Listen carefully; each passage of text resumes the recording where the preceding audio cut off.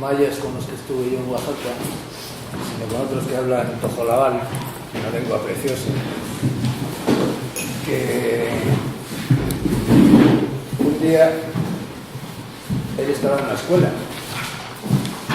y los alumnos le insistieron mucho a chavales de ahí del poblado en que les pusieron examen.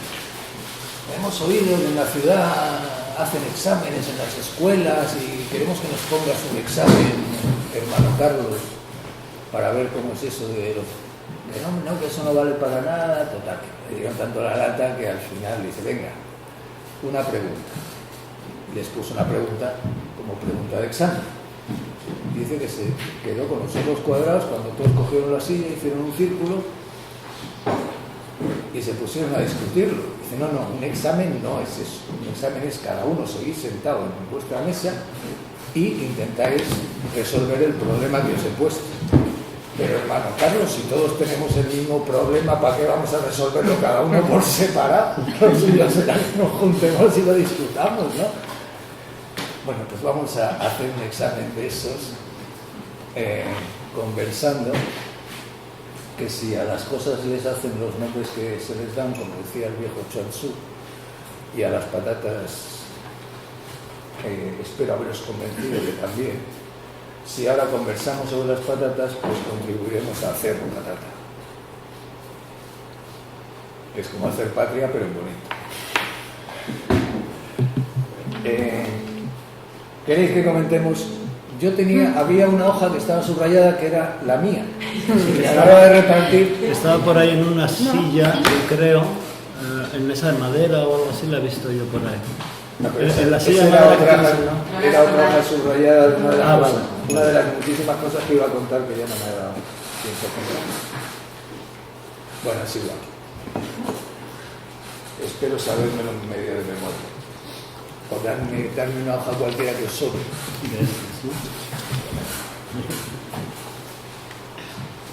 ¿Qué habéis sacado de...? El primer mito, ese ya lo destripé yo, así que más o menos, aunque puede que hayáis sacado alguna otra cosa. ¿Te parece que los veamos porque si ahora igual juntos o en silencio o en alto o algo así? Porque no sé si para refrescar sí. Lo seco. Lo seco o para regar aquello donde todavía no... O sea, para decírselo a los que no lo hayan leído. ¿En tiempos recientes? ¿En tiempos remotos? Bueno, el primero ya no hace falta leerlo porque ya lo leímos. De todas maneras, yo quiero decir había destacado dos cosas, pero salen más, yo creo. Una cosa, a ver si el primero es el que creo. Es donde remover la tierra y buscar los frutos ocultos, ¿es ese el primero? La vuelta, es el primero. Sí, pues que eso justo tal como viene aquí es como igual, ¿dónde está? A ver, yo de memoria he apuntado remover la tierra y buscar sus frutos ocultos, pero no es exactamente así. Remover la tierra y sacar los frutos que allí quedaron, pues los he escondido para burlar a los hombres malos y enaltecer a los buenos. Esa frase se encuentra casi igual en la alquimia. Solo eso quería decir. Que también supongo que puede tener que ver de una manera muy básica con la época de traducción en que llega esta frase, pero también con el saber alternativo, el pensamiento mágico, etc. Y también, bueno, tanto con el tema de lo que está abajo, con todo lo que has comentado tú, claro, yo lo escuchaba como... me sintonizaba muy bien con el pensamiento alquímico. Y también la parte de separar quién la encuentra y quién no la encuentra. Que creo que la frase es que aparece casi igual. Claro, es que la alquimia de alguna manera también se basa en esa conjunción de los opuestos, como los opuestos no se repelen, sino que se complementan y se conjugan.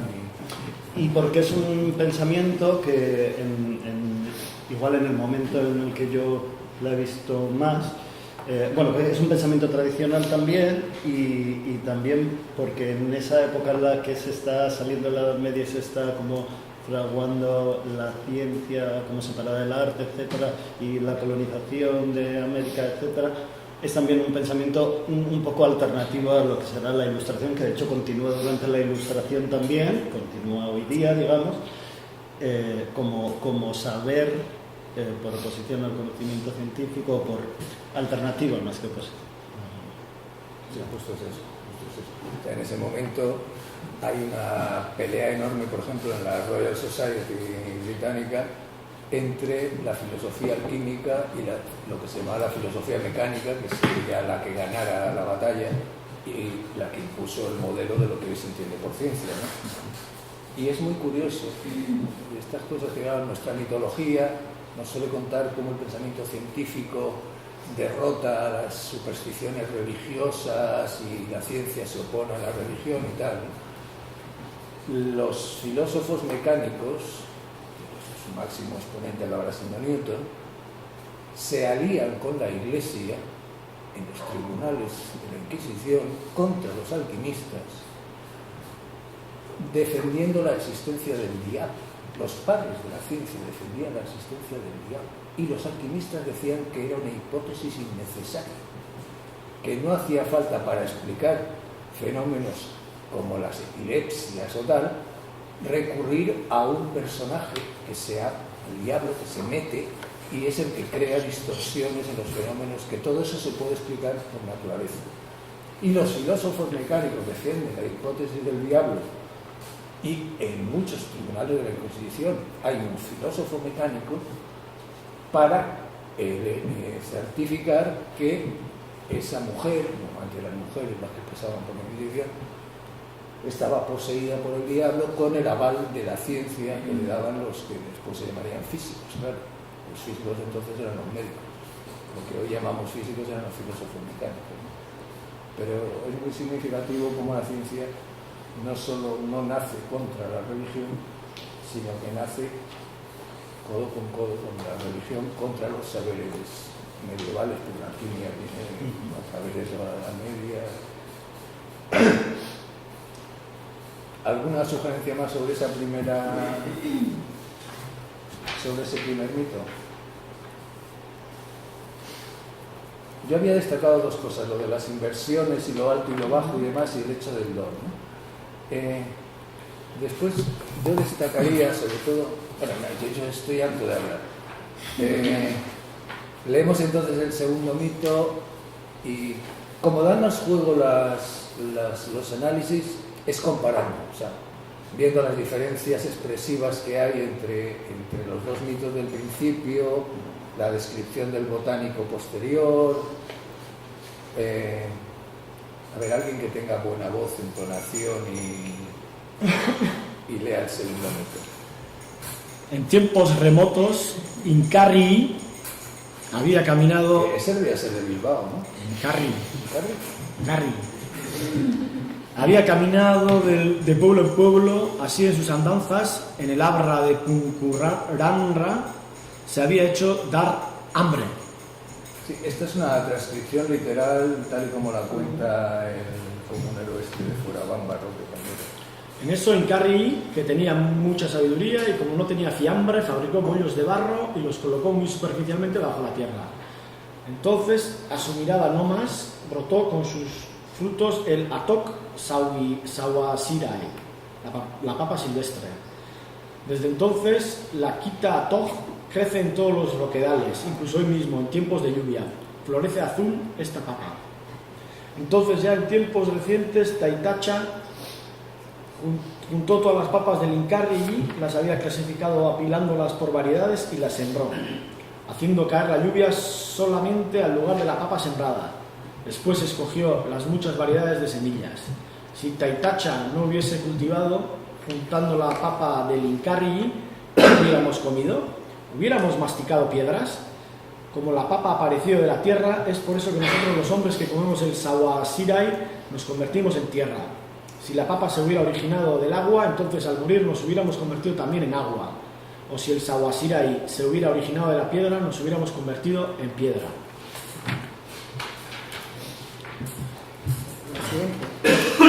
No paramos aquí, ¿no? ¿Era por comparación? Bueno. Podemos parar un poquito aquí y después, cuando vayamos viendo a los otros, ir haciendo conexiones. ¿Qué sacáis de este otro? Pues yo ahí, leyéndolo ahora, es como el pensamiento mágico, ¿no? También está el origen del pensamiento mágico en el sentido de pensar por contagio, ¿no? Esta cosa que decía como una de las partes importantes por analogía, ¿no? Si sale de la tierra nos convertimos en tierra, si es agua, es agua. Sí, la fusión de lo que la ciencia... Después veremos el texto de Bauer del botánico, y todo es ir distinguiendo, ir separando. En cambio, en este mito y en el anterior es todo el rato ir fundiendo, ¿no? Por eso la metáfora, que lo que hace es fundir dos cosas separadas, es la forma de expresión habitual en todas las culturas no modernas, ¿no? Yo esto de fabricar con barro me recuerda un poco al libro este fundido de fabricar con barro, ¿no? No tiene nada que ver, no sé por qué me ha recordado a eso de alguna manera, no sé.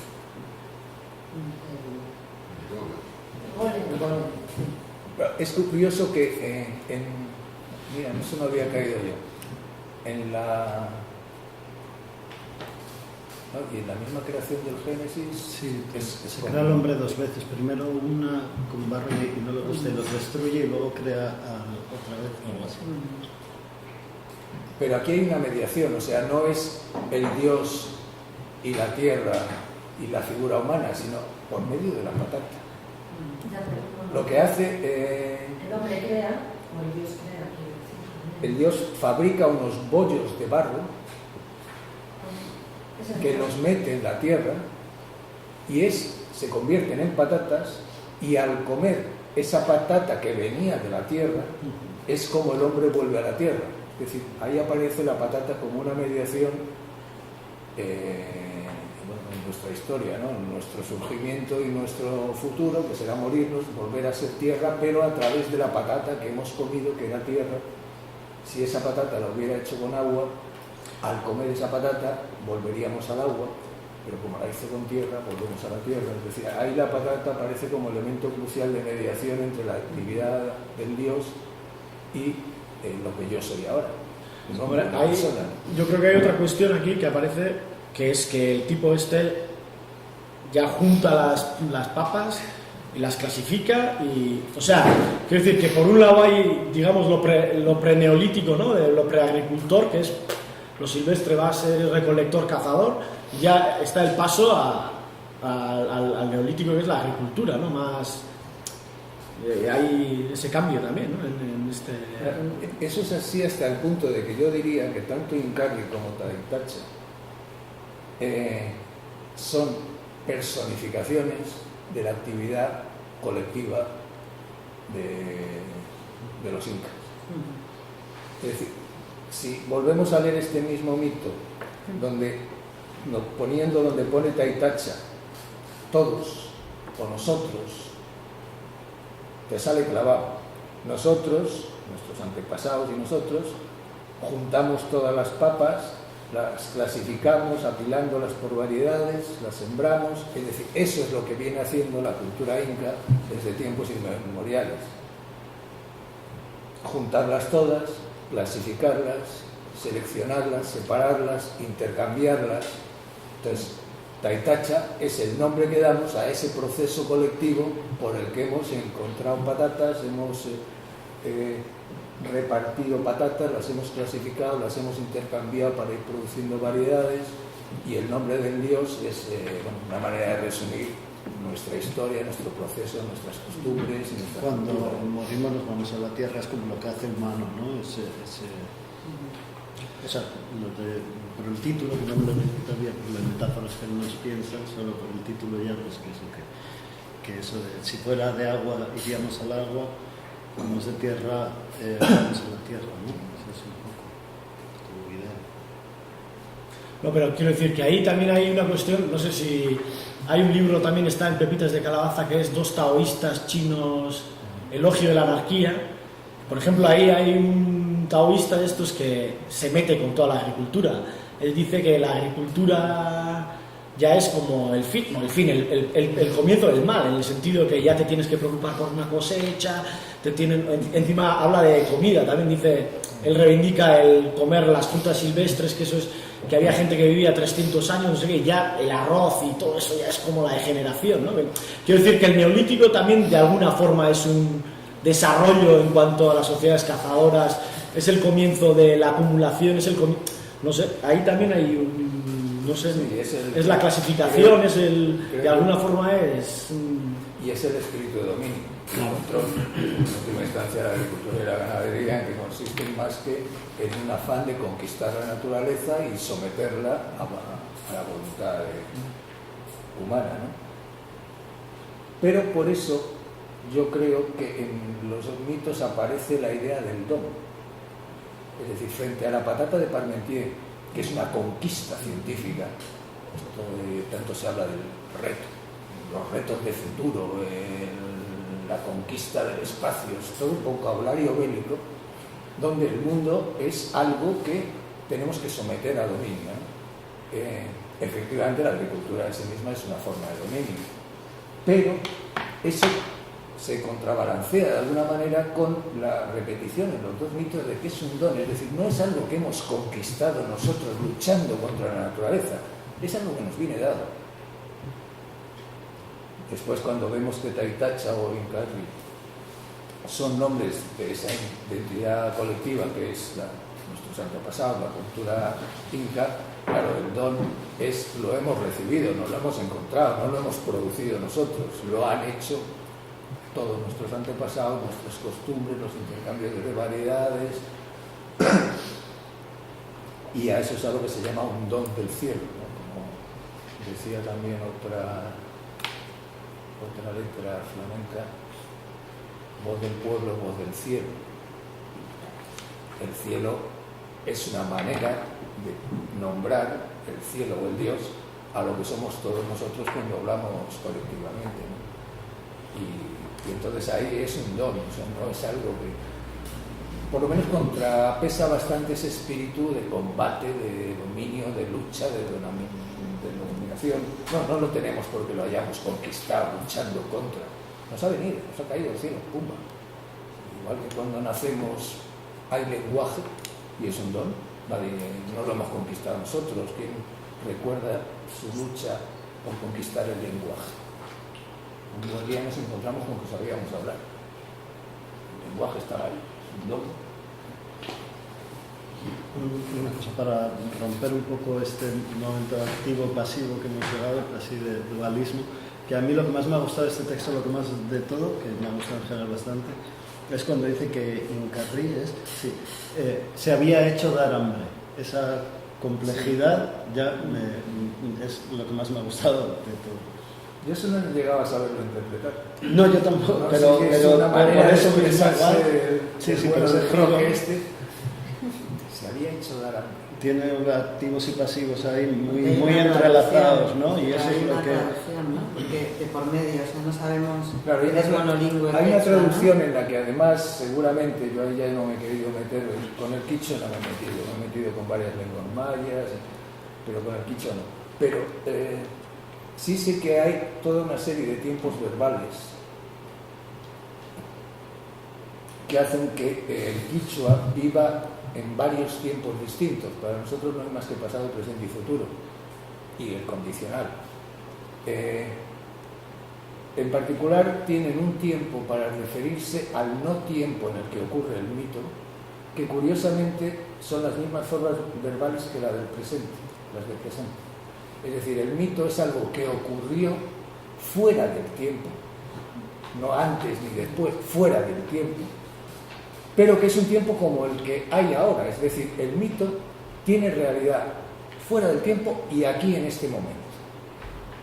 No sé si habéis visto, que yo al principio lo empecé a ver, la serie esa que pusieron en televisión hace poco, la de Eras una vez, que al principio me pareció una bobada y después empecé a decir, joder, esto tiene más tela de la que parece. Son los cuentos que nos contaron en la infancia. ¿La habéis visto la serie? Es una gente que vive en una ciudad de Estados Unidos, Spring no sé qué, es Spring algo, las ciudades estas, y que están aislados y no tienen ningún contacto con el exterior. Y llega una chica, que es la protagonista, Y hay un chaval que tiene un libro de cuentos donde están Caperucita, Blancanieves, la Cenicienta, y empieza a identificar a los personajes de la ciudad, la alcaldesa, el sheriff, no sé qué, como el príncipe de Blancanieves, el no sé cuántos, y entonces empieza a entender que lo que está pasando en la ciudad es una transcripción de lo que hacían esos personajes en los cuentos, y va interpretando la historia de lo que está ocurriendo en la ciudad a través de lo que, de los personajes de Cenicienta, de los enanitos, de no sé qué, de no sé cuántos. Me pareció genial la idea, o sea, cómo las narraciones míticas ayudan a entender lo que está pasando, porque si no lo que está pasando sería un caos tal de sensaciones, percepciones, impresiones, que o le ponemos orden de alguna manera nos volveríamos locos. Oliver Sacks cuenta lo del ciego ese que con una operación empezó a ver a los 40 y tantos años y pidió por favor que le volviera a cortar el nervio óptico porque no podía soportar aquello. Era tal la cantidad de impresiones, movimientos, colores, y no tenía matriz mental en la que coger todo eso y se estaba volviendo loco. Entonces la única manera de seguir cuerdo era... Es decir, los mitos o los cuentos y las narraciones nos valen como matriz para darle sentido a lo que está pasando, organizarlo. Esto es como cuando tal, lo hacemos en la vida cotidiana, nos sobresalta algo nuevo y buscamos algo familiar automáticamente para asemejarlo con aquello y poder manejarlo de alguna manera, ¿no? E ignorar mucho de lo que está pasando también, ¿no? Dejar sí, fuera de dejar fuera las lo que percepciones no, cantidad de cosas, porque si no, lo que dices tú te vuelves loco. Entonces en los mitos esto yo creo que tienen también esa función, ¿no? Hay una idea que está resonando aparentemente desde que has hablado de la figura esta de Archimboldo del rostro hecho con patata.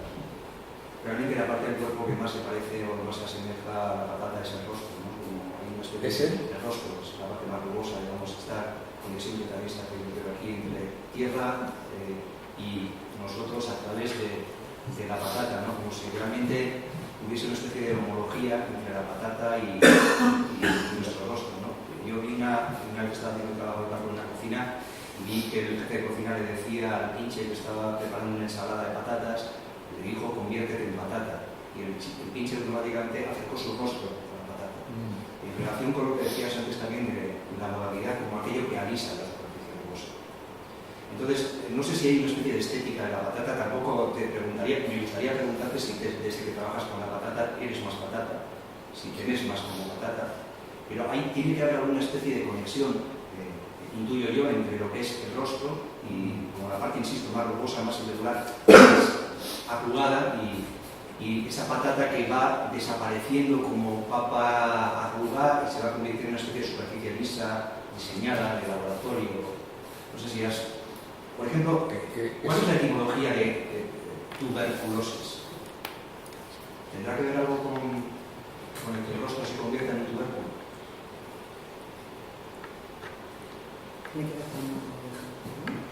Sí, es porque salen unas protuberancias, ¿no?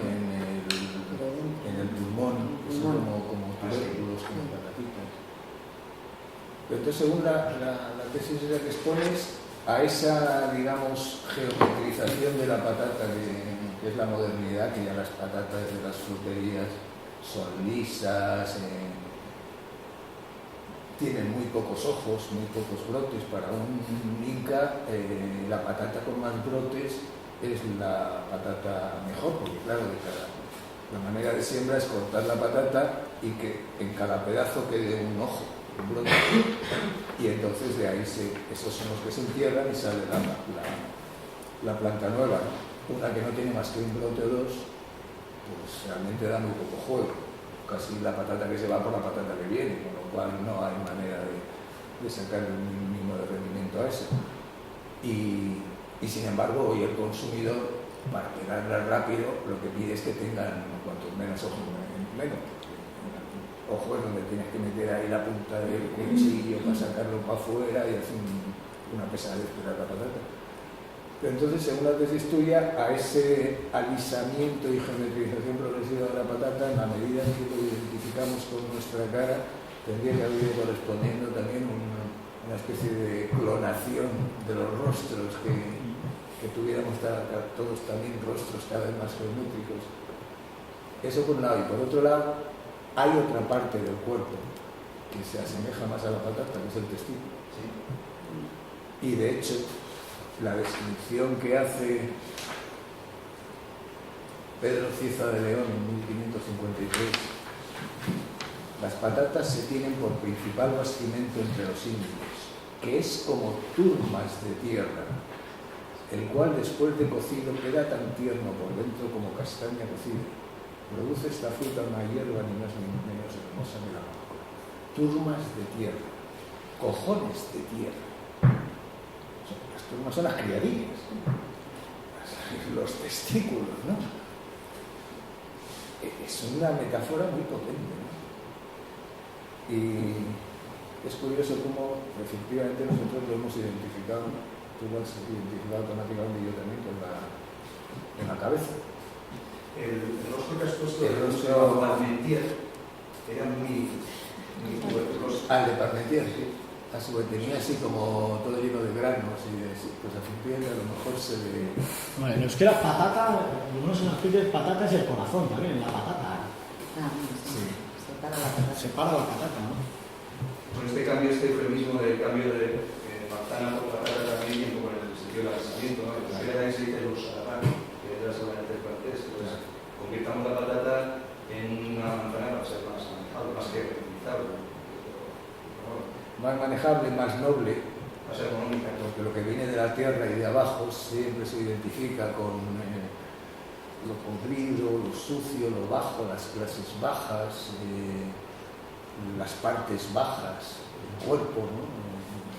El aparato sexual, el vientre, lo inferior, ¿no? Y claro, en la medida en que consigas crear la asociación de connotaciones con la manzana que está arriba, que es luminosa, está la luz, pues dignificas a lo de abajo. Y en cambio, el Pedro Cieza llamándoles cojones de tierra, la tierra ya de por sí ya es algo que está abajo. Y los testículos forman parte de las partes inferiores del cuerpo humano, de la parte que hay que ocultar, que es sucia, de tal, pues como las clases bajas y sin embargo el tío, para poner en valor la patata, recurre a asemejarla a los testículos, ¿no? Eso por otro lado es muy significativo también de lo que fue, a mi modo de ver, la llamada colonización española en América, ¿no? La sensibilidad hacia los de abajo y hacia las partes de abajo. O sea, llamar a la patata testículos de tierra es atender tanto al valor que tienen los testículos, que no es algo despreciable, no son las partes bajas, como atender a los indios. Yo cuando me leo historias de la antropología y todas empiezan con algún alemán o algún británico en la India o Lewis Strauss en Brasil, yo alucino. O sea, los frailes estos, que eran no las jerarquías o obispados, los abades, sino los frailucos que solían ser los segundones de familias así medio empobrecidas y tal, porque el primogénito era el que le daba, si tenía algo de tierra a la familia y tal, el segundón al convento. Eran gente del pueblo. Lo primero que hacen todos al llegar a América es aprender la lengua de los indios. Levi-Strauss ha construido su magna obra antropológica yéndose a Brasil con dos intérpretes, uno que le traducía de la lengua indígena al portugués y otro del portugués al francés. ¿Qué coño acabaría sabiendo el bueno de Levi-Strauss, gran padre de la antropología, de lo que realmente decía aquel indito? Nada.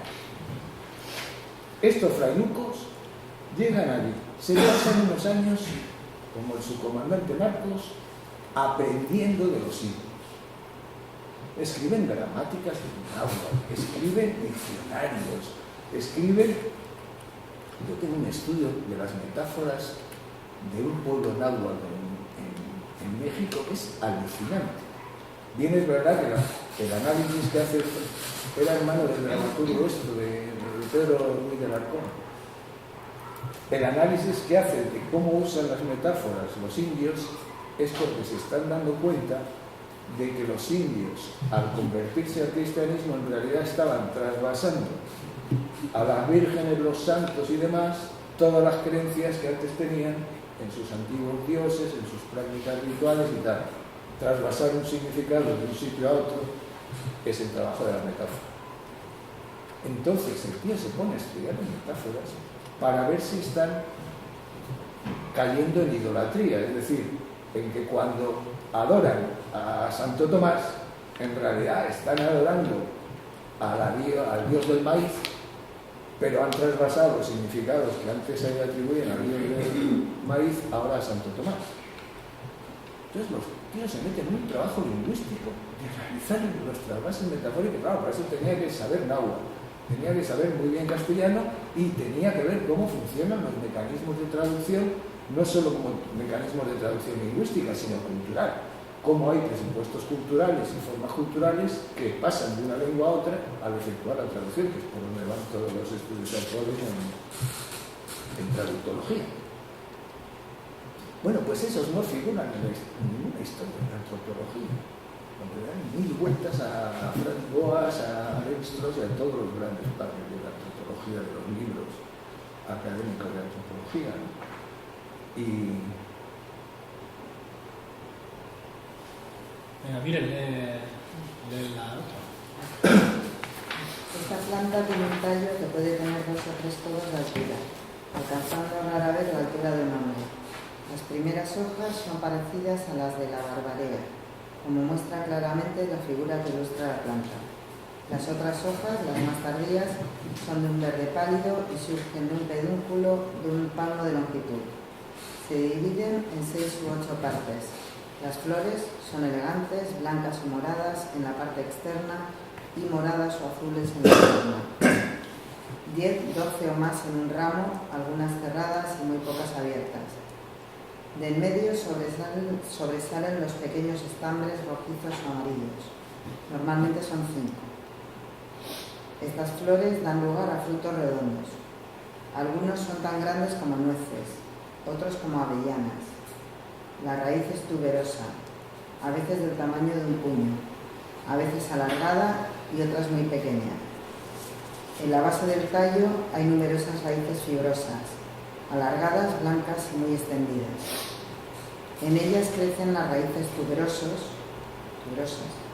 tubérculos, de modo que cuando se arranca la planta en el invierno hemos contemplado más de 40 tubérculos de distintos tamaños, que mucha gente desentierra para que no se pudran durante el invierno y almacena en un lugar seco y algo templado, mientras que otros los colocan en un recipiente lleno de tierra seca. Prodromos Teatri Botanici, Caspar Baulin, 1596. este era un botánico suizo. Bueno, esto en teoría es la descripción objetiva que nosotros diríamos de una patata. Se limita a describir, mientras que lo otro pues no serían descripciones, serían descripciones no objetivas.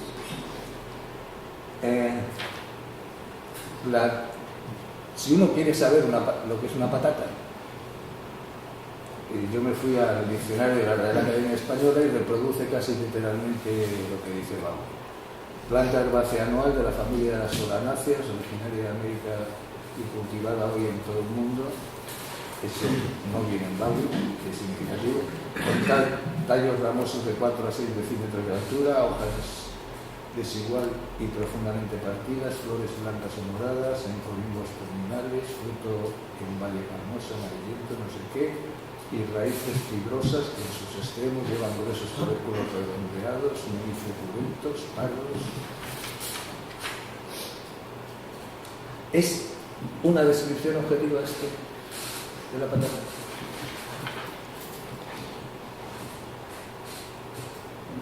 Lo que es muy objetivo es Es cuando dice que Pedro Cieza lo de que es ni más ni menos hermosa que la amapola. Eso me parece muy positivo. Hombre, teniendo en cuenta que hay ascenso más de 5.000 y pico clases de patatas, pues no es nada objetivo, porque se ciña a solo una, o a la que tiene en la mano, en ese momento. Entonces supongo que se habrá dejado las 5.000 restantes. Efectivamente, aquí pilla una planta individual.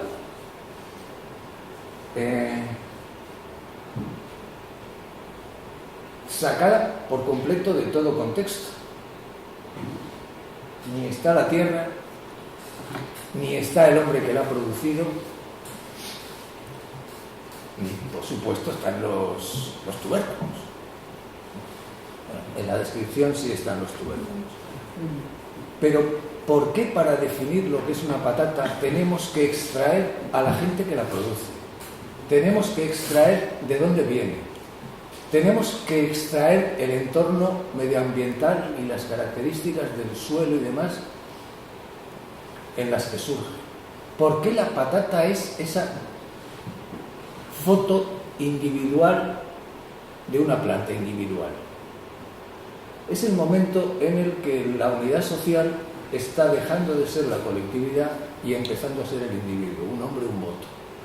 Y toda la construcción de la modernidad sobre el individuo desconectado de todo. Eso es tu patata de butaca, al principio. ¿Esa es mi patata? De butaca. De butaca al principio, exacta. Y en inglés se habla de couch potato, que es un telespectador que no se mueve sobre butaca, eso es lata de Coca-Cola. Y eso es anglófono, ¿no? Sí. Lugar común, eterno. No. Patata de butaca. No conocía esa expresión.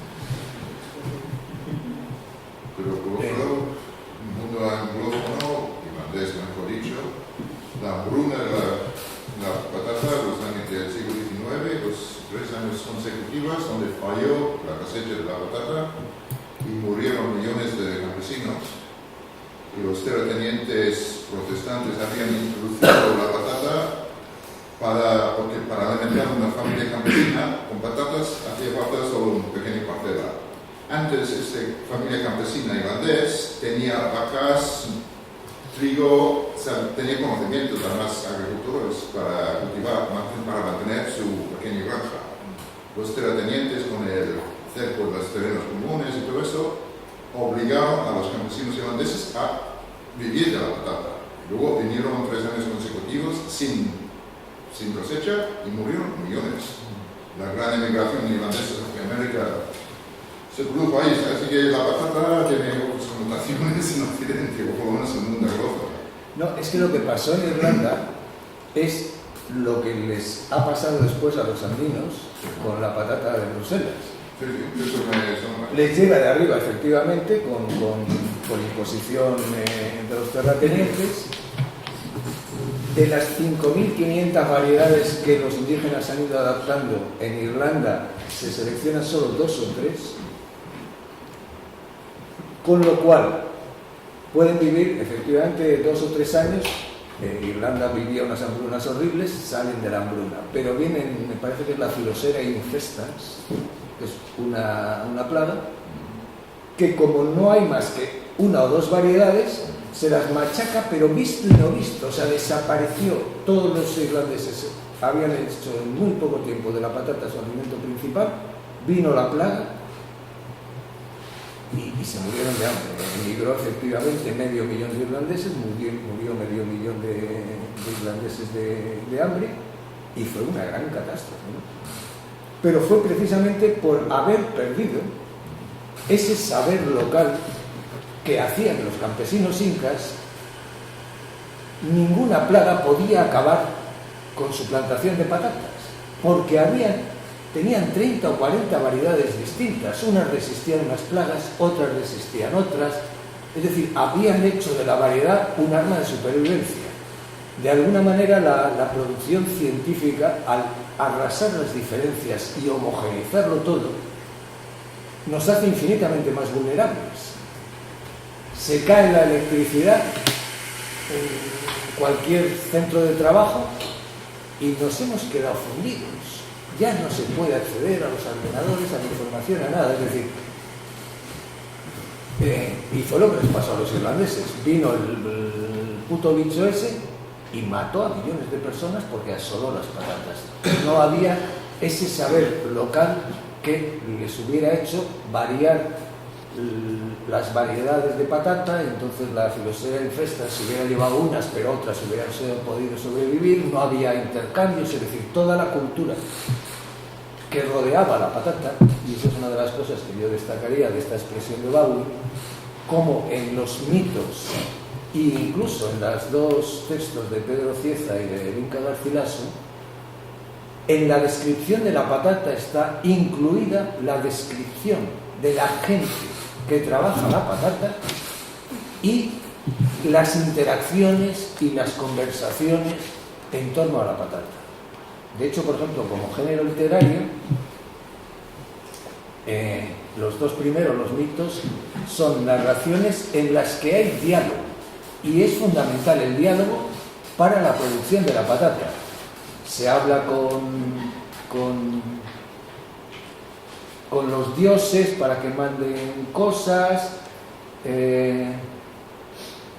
la actividad del diálogo y la actividad de la historia, es decir, del tiempo del discurso, cómo van ocurriendo las patatas, es algo que ocurre en el tiempo. Entonces el tiempo también está metido en la narración.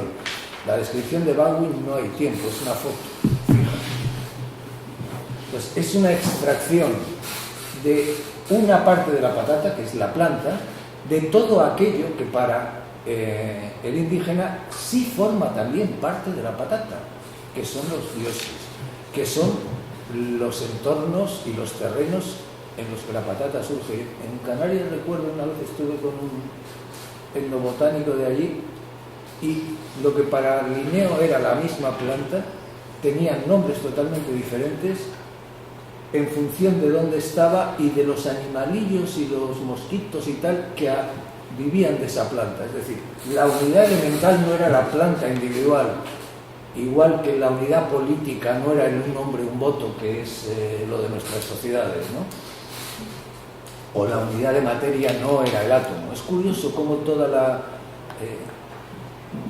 la modernidad se va construyendo sobre la idea fundamental de que los todos o los conglomerados están compuestos de unidades elementales cuya interacción forma el todo, ¿no? El método de análisis, el partir, el analizar, hacerse un análisis de sangre sirviendo todos los componentes, tantos leucocitos, tantos no sé qué, ir encontrando los elementos elementales, por así decirlo, que forman el todo, que es la sangre, o los individuos individuales que forman la sociedad, o las partes de la patata. Pero bueno, al margen de eso hay otra descripción, al margen de que lo de la descripción de Baldwin descontextualiza, arranca todo lo que no sea estrictamente la planta individual, la misma descripción es que no tiene nada de objetiva. ¿Por dónde empieza y por dónde acaba? Empieza por arriba y acaba por abajo. Va describiendo la planta de arriba a abajo. Bueno, es una opción narrativa. Podía haber empezado por el tubérculo y acabar con las flores, pero no. Igual que Parmentier, que empieza pillándola por las flores para acabar vendiendo los tubérculos, cuando consigue que María Antonieta se ponga las flores en el corpiño y a través de ahí vaya bajando hacia la gente, la descripción sigue el mismo mecanismo descriptivo. Empieza por las partes de arriba de la planta y solo al final aparecen la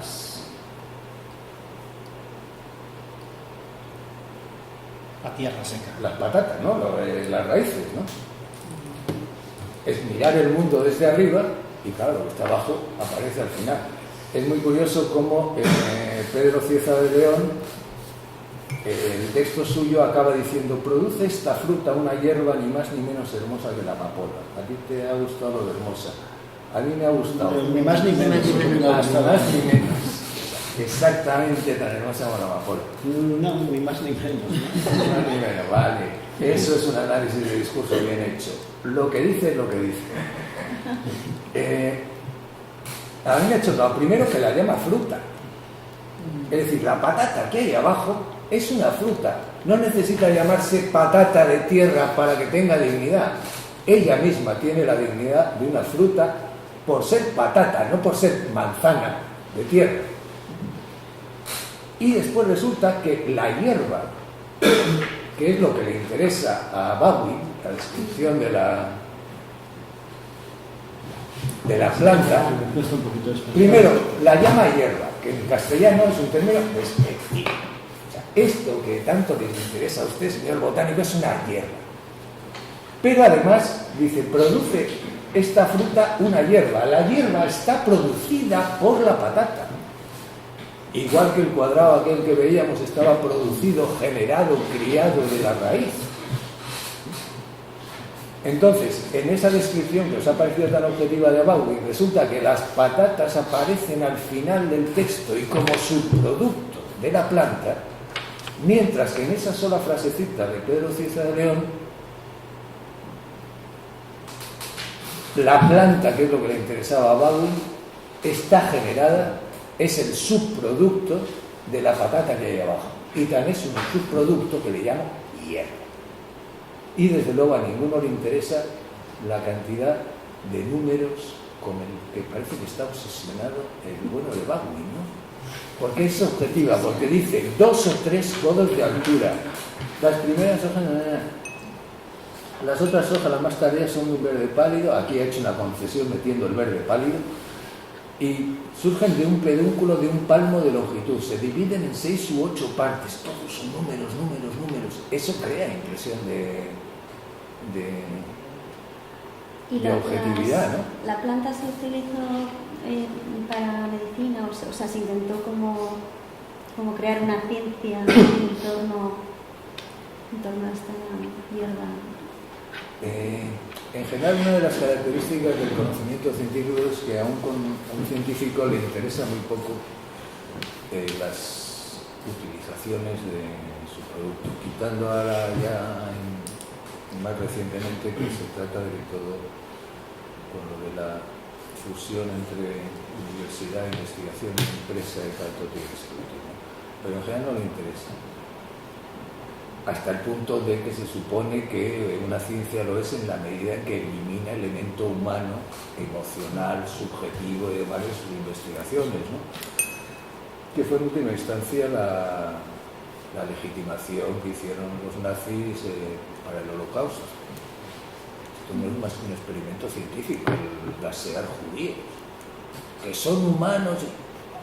No habíamos quedado en que la ciencia consiste en prescindir del sujeto humano y ya, pues es lo que hacemos nosotros, pura ciencia.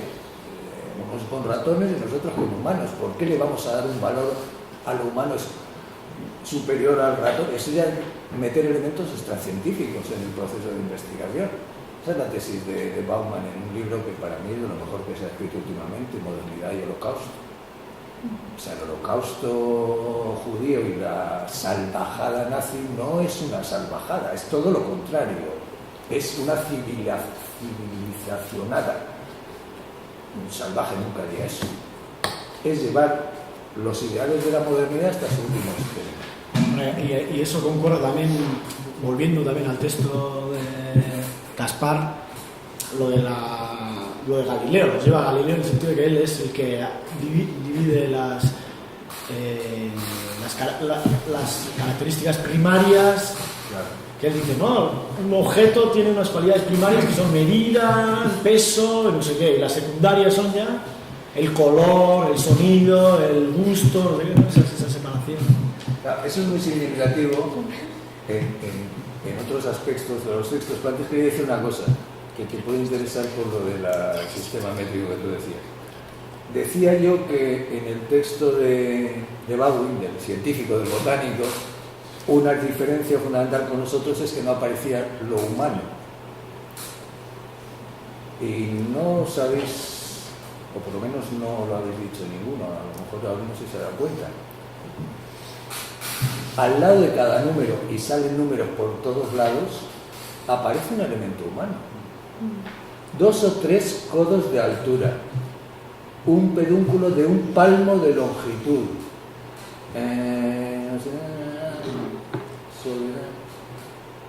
algo del tamaño de un puño, sí, las raíces tuberosas del tamaño de un puño, codo, palmo, puño, son elementos humanos.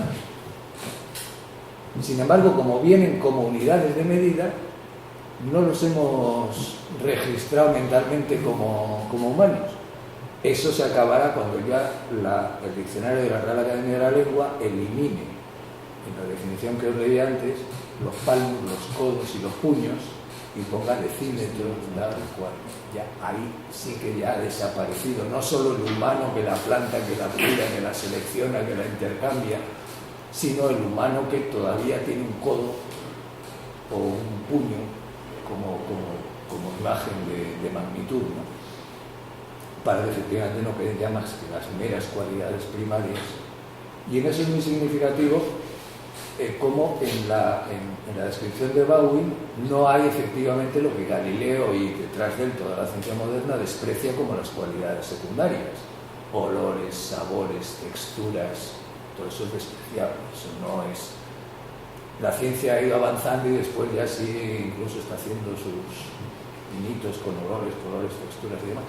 Pero si os fijáis en las textos de Nica Garcilaso y de Pedro Cieza, están llenos de cualidades primarias referidas, de cualidades secundarias, ¿no? Las patatas se tienen por principal bastimento entre los indios, es decir, lo primero que aparece es patata, gente, de entrada, la primera, que es como turmas de tierra, testículos de tierra, o sea, ahí ya hay un elemento, una característica secundaria muy fuerte, que es el testículo con todas las connotaciones que tiene de algo delicado, de algo... el cual después de cocido queda tan tierno por dentro como castaña cocida. Si alguna cualidad es secundaria es la de la ternura, eso desde luego no es medible en ningún sitio, ¿no? Y sin embargo en la descripción de la patata entra la ternura, ¿no? La hermosura, ni más ni menos hermosa que la amapola, ¿no? Por eso decía yo que la patata en realidad es un híbrido de la papa y de la solanum tuberosa, porque participa un poco de las características de los dos, ¿no? Se habla de la ternura de la patata, pero lo firma un tal Pedro Cieza de León, igual que el otro lo firmaba un tal Caspar Bawin, es decir, hay nombres propios, hay autores, en los mitos no hay autores para nada.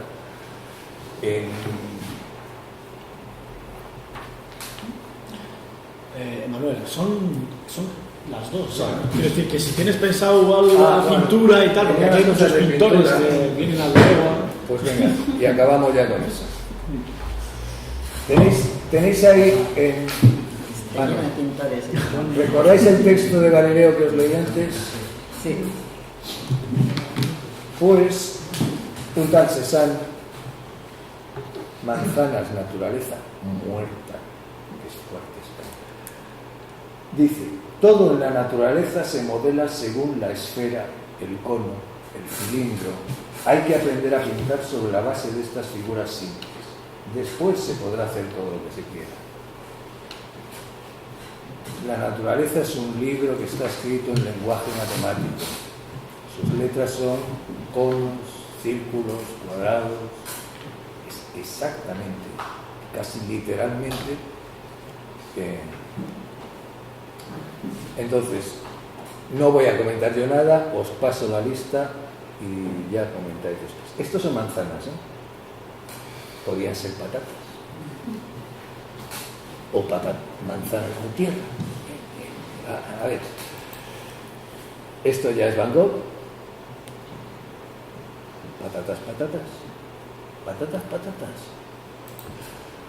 Los comedores de patatas de Van Gogh. Aparece gente. En Cézanne y en las otras patatas no aparecía gente.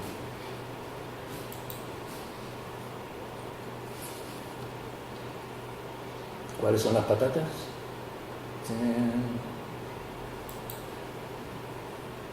Aquí hay, según los exégetas de Picasso, una patata.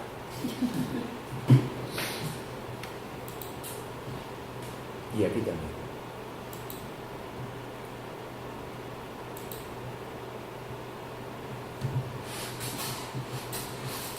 ¿Dónde está la patata?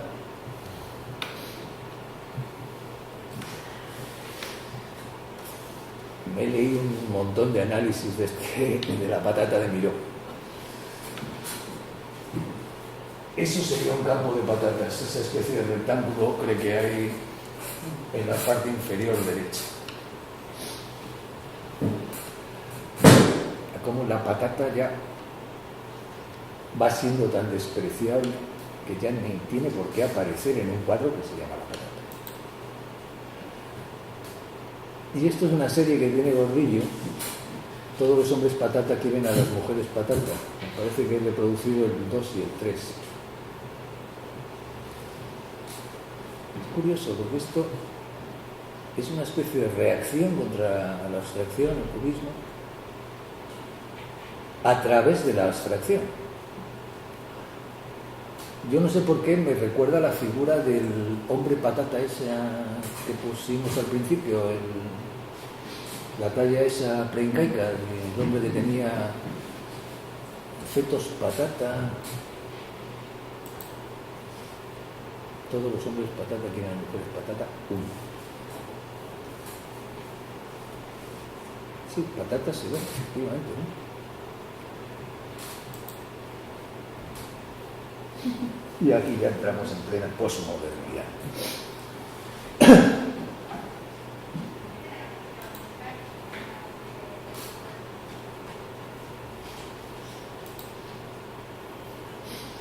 La patata como fuente de energía. Y esto fue una performance o una acción, no sé cómo decir, los comisarios de arte y artistas tantos que andáis por aquí, en la Galería Edurne, que es de las primeras galerías de arte que se montaron, que se la llevaron al Escorial y ahora han abierto un nuevo espacio, que ella, la mujer de la dueña de la galería, viene de Hondarribia, por lo visto. Son conexiones de esas que se acaban. Y esto fue una acción que consistía en este que está ahí de espaldas, ahí enseñando un plantón a los demás. Es bueno, él era pintor, reconvertido en botánico, y la exposición se anunció algo así como algo de esculturas vegetales o algo así, ¿no? Entonces el tipo se está dedicando a recoger variedades ya perdidas en un pueblito de Logroño, que quedan los perales de no sé qué, que ya no hay peras de esas.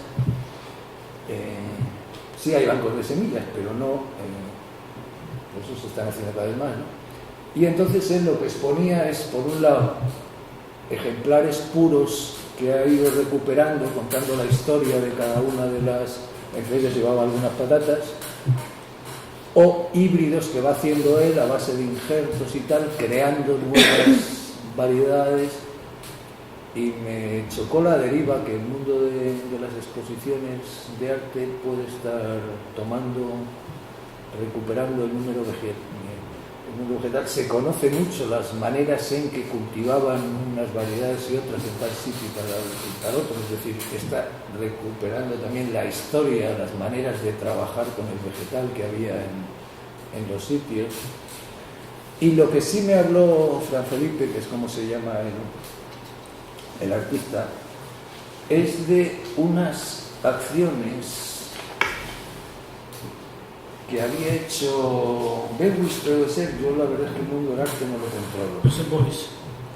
Sí, Beuys. Unas acciones en Berlín que consistieron, este es el que hizo una exposición que era el aullido del coyote, que sí. metió un coyote y se suponía que la audición del aullido del coyote era... Convivió con un coyote en una galería una semana. Era más compleja la acción, ¿eh? Pero... Pues hizo otra que consistió en una plantación colectiva de patatas en primavera y después la reprodujo en otoño en Berlín en 1920 y tantos, 20 y pocos, con la recolección también colectiva, de manera que todos los que iban a la exposición pues se pusieron allí a sacar las patatas de abajo y tal, con algo que bueno, hoy se ha extendido mucho, ¿no? Pero su idea era, por un lado, recuperar lo que hay de artístico en la actividad y no en el acto, es decir, el hecho de producir patatas, la actividad de la producción puede ser tan artístico como la patata que se consiga al final, o el hecho de pintar algo puede ser tan artístico como el resultado, el producto que es la obra, aunque evidentemente es mucho más fácil de comercializar el producto que el proceso de producción. Y segundo, reivindicar también la dimensión colectiva de la obra artística, es decir, la planificación colectiva de patatas que nos trae a la cabeza la patata como producto colectivo. Los mitos incas, la patata no es ese objeto, es toda una acción y es una acción colectiva. Y todo eso es la papa. Lo otro es la Solarium tuberosum, que es una cosa individual, formada por tallos, hojas, tal, es decir, partes separadas, separada de la actividad de producción, separada de las actividades que se necesitan para generarla, y esa es un poco la idea del Bewis con las dos performances aquellas en Berlín. Sí, hay otro que igual te interesaría, yo ahora mismo no me acuerdo mucho de cómo era su trabajo. Víctor Gripo, un artista argentino, yo creo que es de la década de los... Gripo.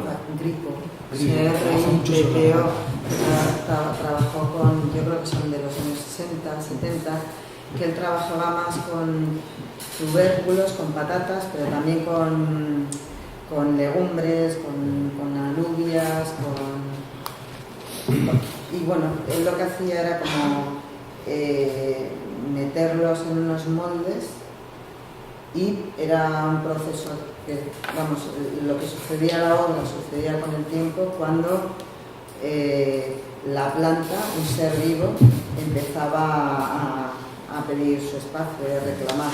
Entonces digamos que el resultado final son moldes rotos de cerámica y demás, y habla más de, casi, no sé, de la agencia que puede tener la patata o el lugar. O sea, hay algo, son muy...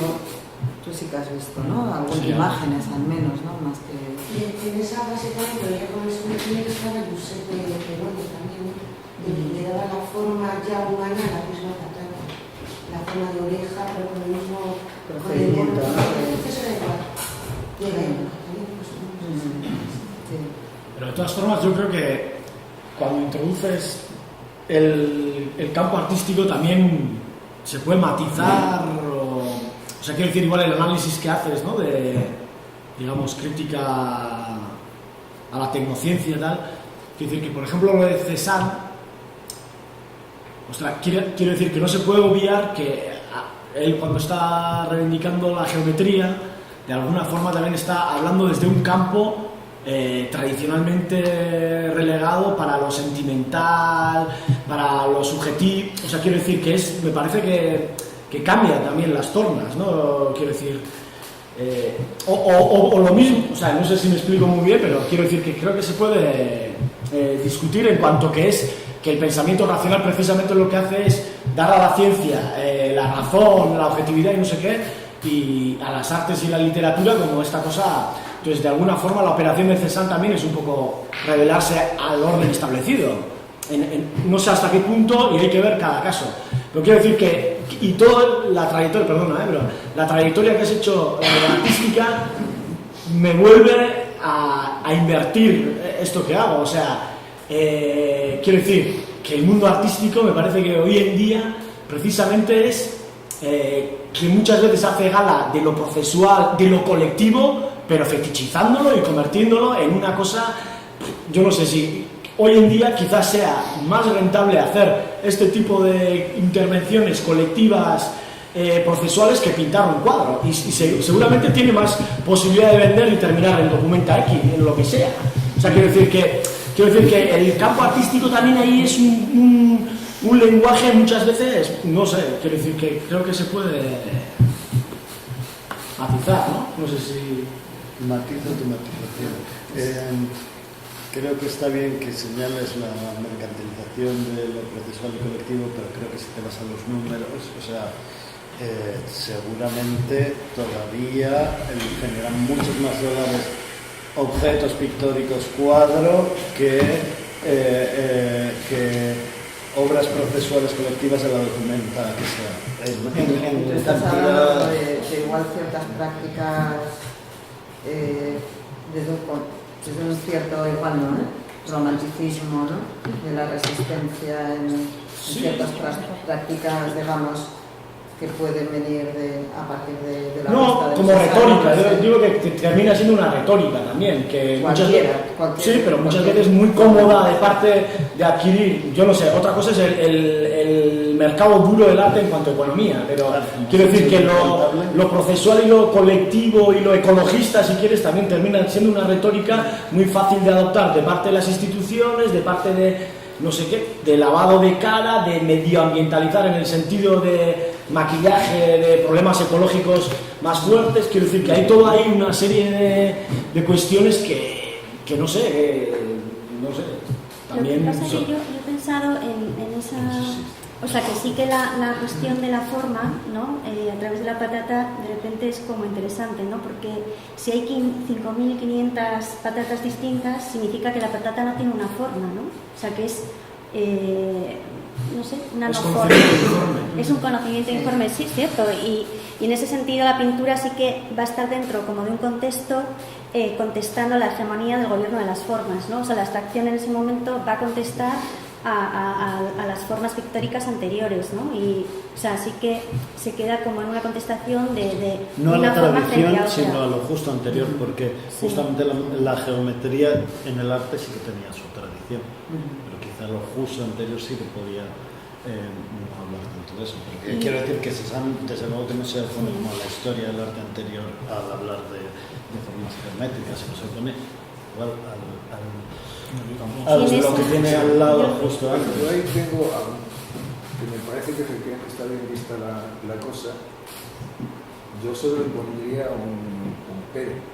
Es decir, tú planteas que al geometrizar la patata, Cézanne está cuestionando el orden anterior que deja relegado al mundo del arte lo emocional, intuitivo, irracional, mientras que por otro lado estaría la racionalidad, la utilidad práctica y demás, ¿no? Pero cómo, yo creo que es de esas formas de contestación del orden que afianzan todavía mucho más el orden, que hoy se llevan muchísimo. Es decir,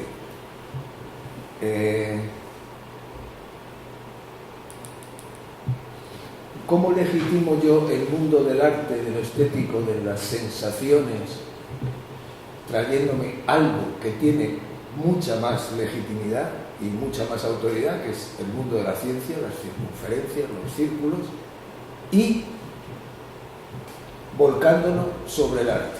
Con lo cual el arte queda ennoblecido al contagiarse de la nobleza de la ciencia. El arte queda autorizado al contagiarse de la autoridad de la ciencia. La patata queda dignificada cuando la proyecto sobre ella una manzana. Es una manzana de tierra, con lo cual la nobleza de la manzana pasa por contagio a la tierra, que es el trabajo de la metáfora. Ahora, eso que hace Cézanne de darle valor al mundo del arte, lo emocional, lo irracional, importando el valor que damos a la ciencia, al mundo de lo racional, de lo frío, del cálculo, es reforzar la autoridad y la nobleza del mundo de la racionalidad, de lo frío y del cálculo. Es lo mismo que hacen, por ejemplo, todas las ciencias sociales, cuando, como tienen complejo de pocos científicas comparadas con la botánica o la física o la química, empiezan a incorporar lenguaje de las ciencias duras para ellas conseguir categoría. Entonces te empiezas a encontrar a los sociólogos hablando de hay segmentos de la población que no sé qué. Por el mero hecho de meter segmento, ya parece que estoy utilizando un término técnico. Te pones a analizarlo y ¿qué coño quiere decir un segmento de población? ¿Un montón de tíos puestos en fila como puntos o qué? ¿Qué son segmentos de población? Este es un problema que se ha sobredimensionado. Hostia, las dimensiones en un espacio vectorial, cuando yo lo estudié, primero, los problemas no tienen dimensiones. Segundo, ¿qué quiere decir dimensiones de un problema social? Hay dimensiones de un espacio vectorial, pero de una cuestión social, que son las dimensiones. Pero, ¿qué es lo que se consigue? Lo mismo que se saca con las patatas. Pero yo creo que estamos Me traigo el lenguaje científico al lenguaje de las ciencias sociales y empiezo... Y contando mal o malinterpretando interesadamente, porque aquí estamos Cézanne y toda la tradición formal, porque no creo que hubiera una...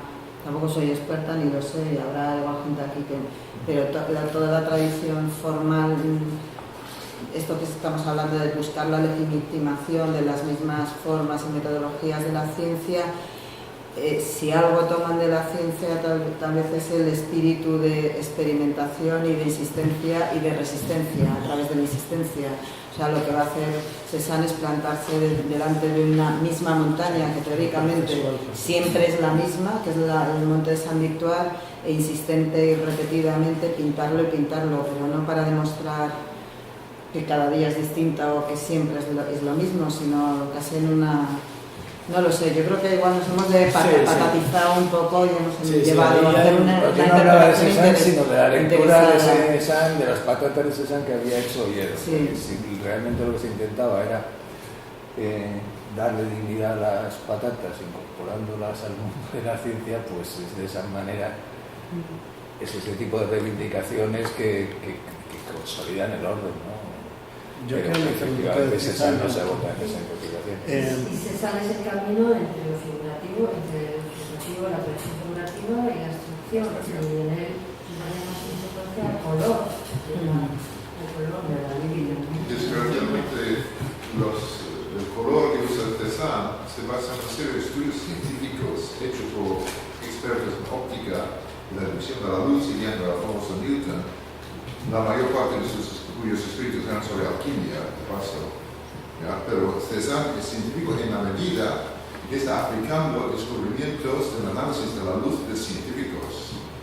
Y yo, pues, si está introduciendo el autoritarismo, pues, puta madre. Tú me dirás por qué. Es como que la palabra respecto a la velocidad, hay ciertas leyes para las cosas, ciertas herramientas que te sirven para trabajar, pero eso no quiere decir que usar esa herramienta te conecta en eso. Vamos a ver.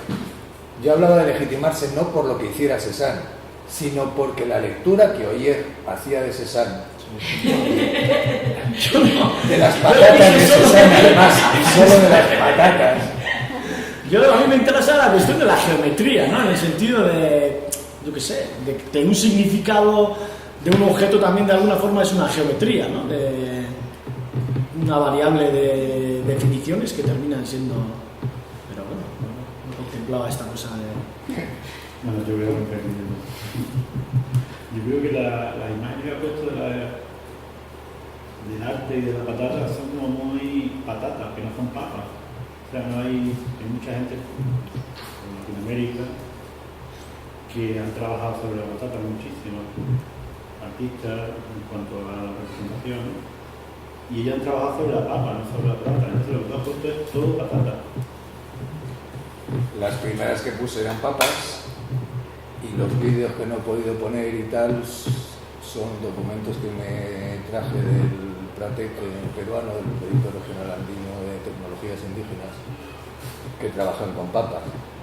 Como entendía que la mayoría de los asistentes era gente del mundo del arte y tal, he procurado poner cuadros, imágenes de patatas de la historia de la última, centrándonos en Cézanne, ¿no? Entonces yo creo que no es dentro de que es la dicotomía entre decir patata y que no, pero no contigo, que lo que quería decir patata, ¿no? Yo creo que esto es lo central en cuanto a todas las charlas que llevamos Julia, ¿no? Sí. Cada papa por una parte y está la patata, ¿no? O sea, está la agricultura y está la agroindustria, por alguna forma de decirlo, ¿no? Y es esto, ¿no? Entonces, como está cuidar la tierra y está explotar la tierra, ¿no? Y yo creo que los comedores de patata y todo eso, casi ojos de papa, hablan de un punto de vista economicista, no hablan de un tratamiento de la tierra, solamente como una subsistencia, ¿no? En la Solanum tuberosa, se tiene que haber llamado los comedores de Solanum tuberosa, pero bueno. Pero que hablan de eso, de sobrevivir, ¿no? De sustentarse de alguna forma, ¿no? O de cuidar la tierra. Entonces, claro, había que buscar imágenes quizás que tuvieran que ver, buscar imágenes de patata, ¿no? O de papa. Que tuvieran que ver con eso, con... No, eso es lo que ya no me ha dado tiempo ni a la mitad de lo que te voy a contar. Hay unas, por ejemplo, unas imágenes con una voz de una mujer de fondo que va nombrando a las patatas y son todas nombres familiares, es decir, la patata forma parte de la familia. Está la patata padre, la patata madre, la patata nuera. La patata nuera es la que entra en la familia en los intercambios, igual que la nuera es la que entra en la familia por vía de matrimonio, es una ajena al grupo que se incorpora al grupo, ¿no? Entonces, patatas nueras son las patatas que se interponen en el intercambio. Hay toda una riqueza de expresiones. Las patatas forman parte de la familia, forman una familia entre sí, la manera de dividir y repartir los trabajos y después el tratamiento. Hablan con un cariño de la patata que yo no he oído a ninguna mujer española hablar con ese cariño de sus hijos, o sea, que te pone los pelos de punta de la emoción con la que hablan de la relación con la papa, con la tierra, pero eso forma parte de lo que se ha quedado ahí. De todos modos, bueno, me da la sensación de que tampoco podemos caer en el error de pensar que desde que no existen las 5.500 especies de patatas, de papas, perdón, me pasa lo mismo, la patata deje de vincularse con nada. Probablemente la patata ha ido reduciéndose la variabilidad, pero ha ido aumentando la capacidad de vinculación que tiene la patata, esa patata tecnocientífica, respecto de las de antes. Antes probablemente las distintas patatas se vincularían con pocas cosas y probablemente todas ellas con las mismas. La tierra, la familia, lo que pertenece a una especie de cosmovisión limitada, ¿no? Este tipo de proyectos me parecen interesantes en tanto que demuestran que la capacidad de vinculación o de conexión de la patata es infinitamente mayor, porque probablemente esté operando en una actividad más compleja de lo que pudo ser la capacidad de vinculación de la papa, ¿no? Más allá de hacer una especie de juicio de lo bueno versus lo malo o lo... Lo que sería a lo mejor la imagen esa del reloj pinchado a la patata, ¿no? La conexión de la patata como elemento energético. Lo que habría que desarrollar son las capacidades de dejarse seducir por ese tipo de conexiones. Pero esos ya son imaginarios que no están anclados, digamos, en la tradición, sino que son imaginarios incluso hasta futuristas, ¿no? Pero, no sé. Es que hay una tendencia a hacer una historia de buenos y malos y a mí me resulta un poco frustrante, ¿verdad? Y después hay otra cosa de la patata que los textos, por economía del folio, pero la crónica del buen gobierno de Poma de Ayala, y cuando habla de la patata, la recolección de la patata, de la economía, de lo que supone, conoce el libro la crónica del buen gobierno. Este es un informe de hablando de informe de 1575, el primer informe que hace un indio, un inca, se llama Crónica del buen gobierno, entonces habla Tomás de Ayala. Tomás de Ayala, has dicho que se llama, el autor.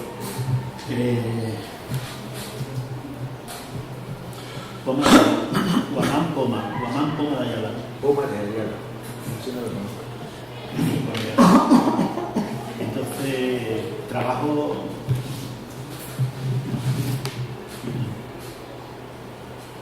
Entonces, él es un tipo que caminando por todos los Andes, lo que hace es que manda un informe, se supone que al rey aquí en España, para que, porque claro, el Imperio Español estaba destrozando todos los Andes, ¿no?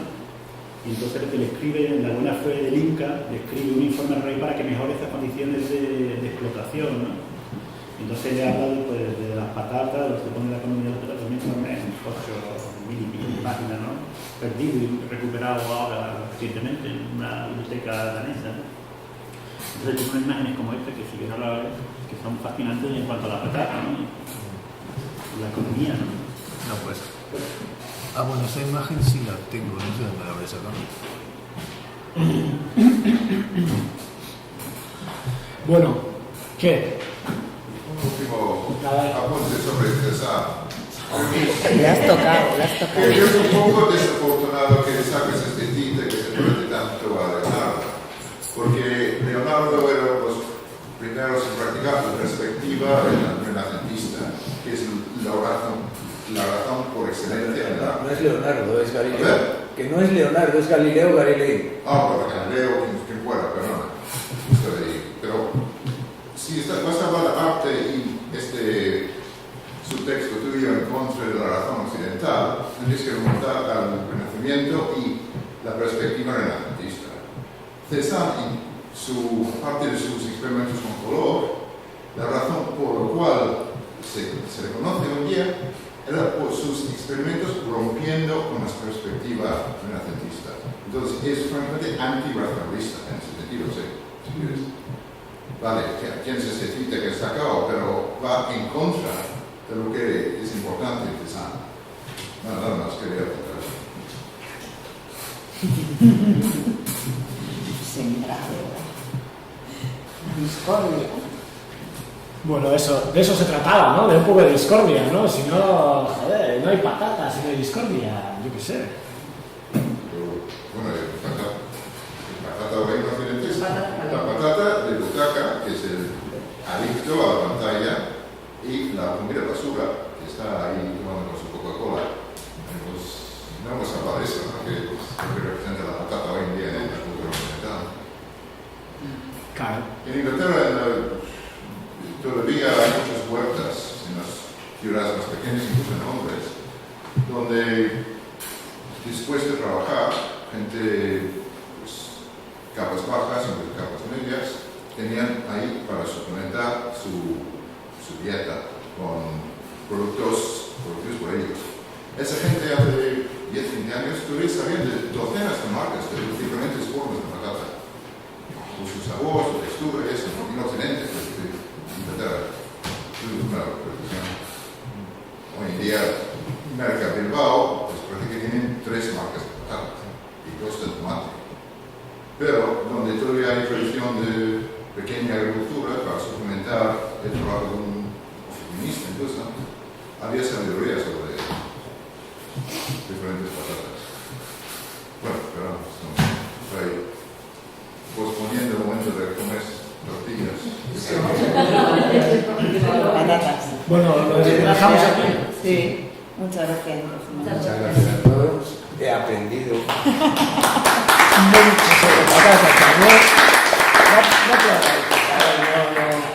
No me gusta nada el fin de fiesta de aplausos. Eso.